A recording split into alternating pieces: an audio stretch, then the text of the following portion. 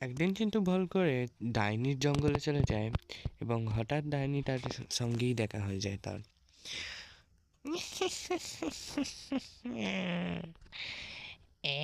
মানুষের বাচ্চা, তোকে আমি খাওয়ার জন্য এখানে বসে আছি।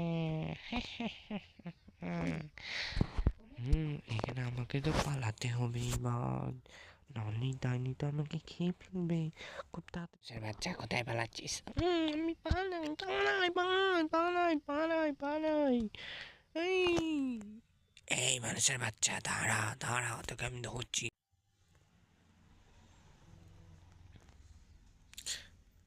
ডাইনি তারপর চিন্টুকে দেখে ফেললে ডাইনি চিন্টুর পিছু করতে করতে তার গ্রাম অবধি সে ডাইনি পৌঁছে যায়। তারপর ডাইনি চিন্টুর পেছু করতে করতে চিন্টুদের ঘর পর্যন্ত পৌঁছে যায়।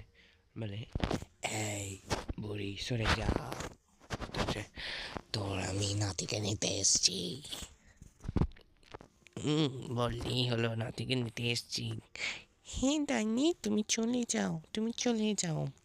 কিন্তু ডাইনি যখন তাদের বাড়িতে এলো তখন তাদের অবস্থা দেখে ডাইনির অনেকটাই খারাপের সাথে কথা বলে ডাইনি তার নিজের ঘরে ঘরে নিয়ে আসে এবং বলে, এইবার থেকে তোমরা এখানেই থাকবে আমার অতিথি হয়ে। এভাবে ডাইনি একটা ভালো কাজ করলো। ভিডিওটা ভালো লাগলে বন্ধুরা লাইক শেয়ার সাবস্ক্রাইব করে দেবে তোমরা, আর আমাকে অবশ্যই সাপোর্ট করবে।